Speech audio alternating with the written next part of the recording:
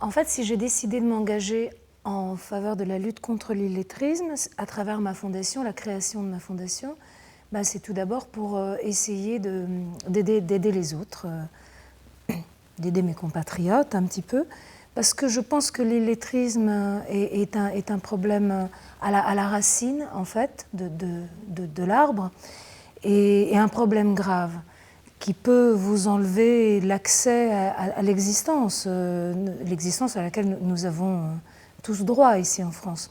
Ça peut vous enlever la possibilité non seulement de lire et d'écrire, mais aussi de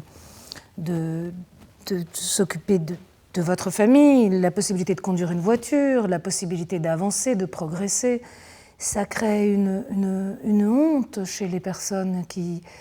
C'est comme si elles avaient manqué un train, les personnes qui sont dans l'illettrisme.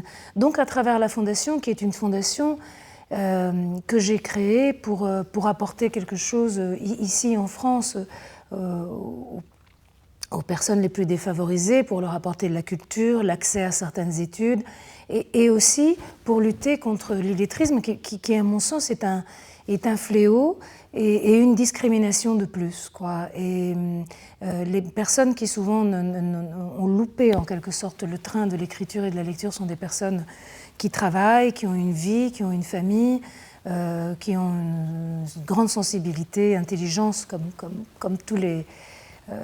comme beaucoup de gens, et c'est pas parce qu'ils n'ont pas eu accès à cela que ça doit leur être interdit. Voilà, je trouve ça d'une injustice très grande, et c'est un problème qui est un peu tabou parce qu'il provoque un peu une honte.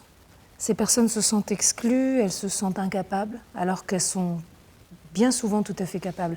Et le travail qui est fait contre l'illettrisme est un petit travail de fourmi. Ce ne sont pas les grands travaux d'Hercule, c'est au contraire un travail de contact, d'être humain à être humain. Et pour cela, nous travaillons avec les associations qui sont déjà sur le terrain et qui savent comment appréhender ce problème, qui est un problème important et à mon sens grave. Je pense que l'accès à la lecture, à la culture, aux études est une forme de richesse très importante pour l'être humain, et je pense que dans notre pays, c'est important de donner cet accès au plus de monde possible. Voilà. Et donc, oui, l'injustice me touche en général, mais là, ça me donnait un sentiment d'espoir de pouvoir faire quelque chose pour lutter contre l'illettrisme et peut-être comme mettre des gouttes d'eau, en fait, dans la mer, sans doute, mais peut-être au bout d'un certain nombre d'actions, eh bien, nous aurons l'impression d'avoir un tout petit peu changé quelque chose pour ces enfants et pour ces adultes. Notre programme pilote que nous mettons en action prochainement se mettra en action dans une région, dans le Nord-Pas-de-Calais, et nous verrons ensuite si ce programme fonctionne, je pense qu'il fonctionnera, comment l'élargir au reste du pays. Nous préférons faire région par région parce qu'encore une fois, ce sont des programmes qui sont faits, c'est un peu un travail de fourmi que font ces associations, un travail remarquable, et d'ailleurs je voudrais leur rendre hommage aussi et les soutenir et les aider et leur donner une visibilité.